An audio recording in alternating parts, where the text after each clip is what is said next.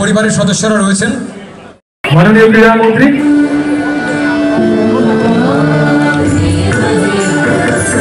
মহোদয়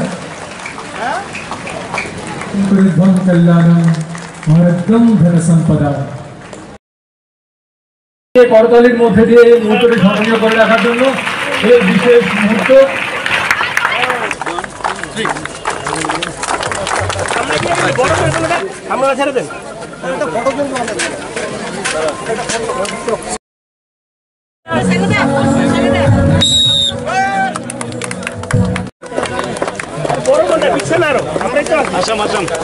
Excuse everyone, our Chief Minister, Honorable Chief Minister, sir, begin everyone.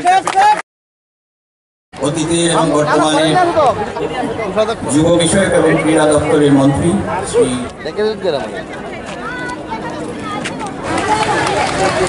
অনেক ধন্যবাদ শিল্পায়ন musical সোসাইটির শিল্পীদের এই অসাধারণ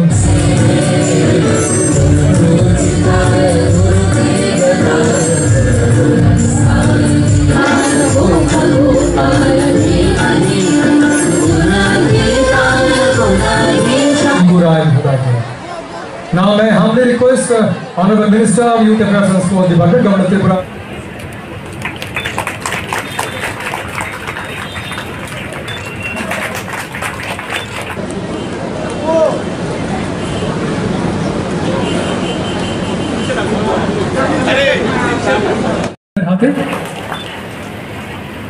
গভর্নমেন্টটা 2018 সালে যখন আসলো অত্যন্ত খুশির দিন আজকে একদিকে বলতে গেলে আমাকে অনেক দিন ধরেই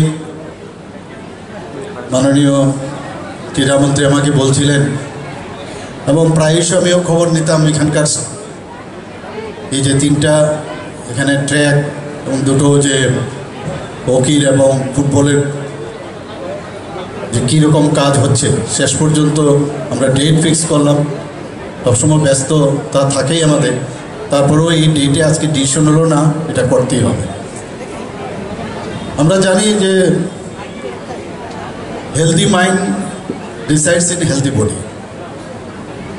যদি খেলাধুলার সাথে যারা যুক্ত থাকে এবং দেখা গেছে ওইসব ব্যক্তি আগামী দিনে যে কোনো ডিসিপ্লিনে যাক, একটা ব্যতিক্রমী একটা পার্সোনালিটি একটু অন্য ধরনের হয় সাধারণ মানুষ থেকে, সেটা বলার অপেক্ষা রাখে না।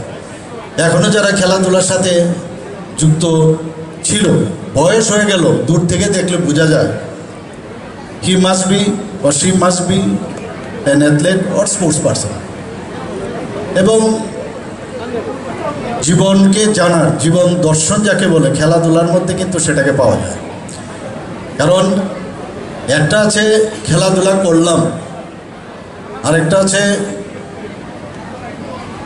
মানে আন্তর্জাতিক মানের খেলা স্তরে পৌঁছতে গেলে যে পরিশ্রম, বা ন্যাশনাল লেভেলে যদি খেলতে হয় তার জন্য যে পরিশ্রম, তার যে টেকনিক, যারা কোচ আছে তাদের আন্ডারে খেলা, সেখানে কিন্তু পরিশ্রম কিভাবে করতে হয় সেটা খেলার মাধ্যমে কিন্তু বোঝা যায়।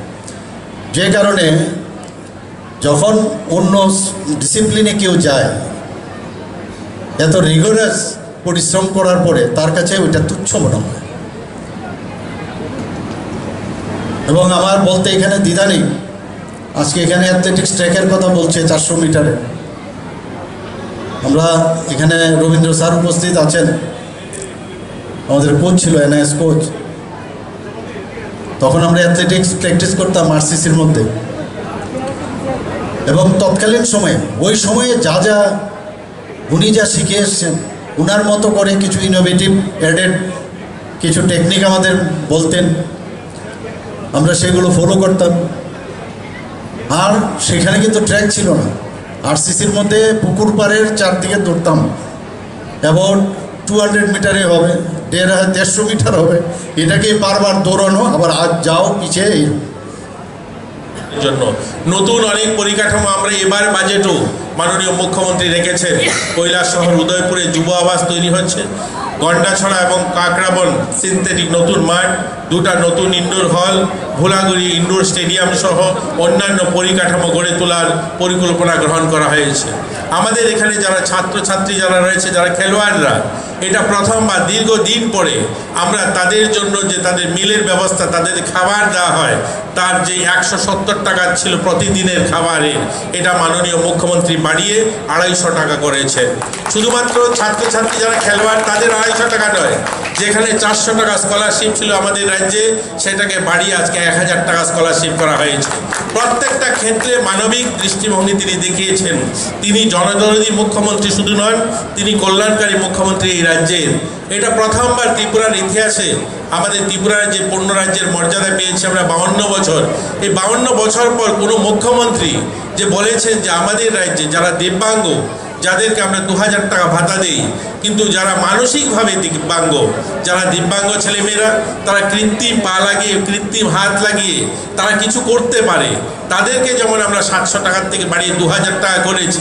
কিন্তু যারা মানসিকভাবে দিব্যাঙ্গ, তারা তো কিছু করতে পারে না, এই সমস্ত ছেলেমেয়েরা মা বাবার উপরে, এবং মা বাবা যখন থাকেন না, ওই পরিবার আত্মীয় স্বজনের উপরে সারা জীবন বার্ডেন হয়ে থাকে। তার জন্য ওই সমস্ত ছেলেমেয়েদের জন্য 5000 টাকা ঘোষণা করেছেন। এবছর থেকে তারা 5000 টাকা সামাজিক ভাতা পাবে ওই সমস্ত ছেলেমেয়েরা যারা মানসিকভাবে দিব্যাঙ্গ।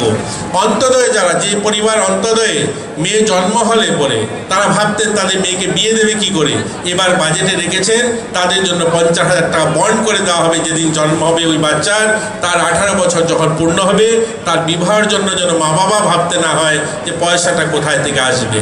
এবং যাদের বয়স 18 বছর হয়ে গেছে, 19 বছর হয়েছে, বর্তমানে যারা সে সমস্ত পরিবার যাদের বিয়ে দিতে পারছেন না, এইরকম গণবিবাহের ব্যবস্থা করবেন এবং প্রত্যেক মেয়েদের জন্য 50,000 টাকা দেওয়া হবে সরকার থেকে, খরচা করে তাদের বিয়ের ব্যবস্থা করা হবে। এবার বাজেটের সিদ্ধান্ত হয়েছে। তো এই ধরনের অসংখ্য অগণিত পরিকল্পনা গ্রহণ করেছেন বললে 1 ঘন্টাও শেষ হবে না।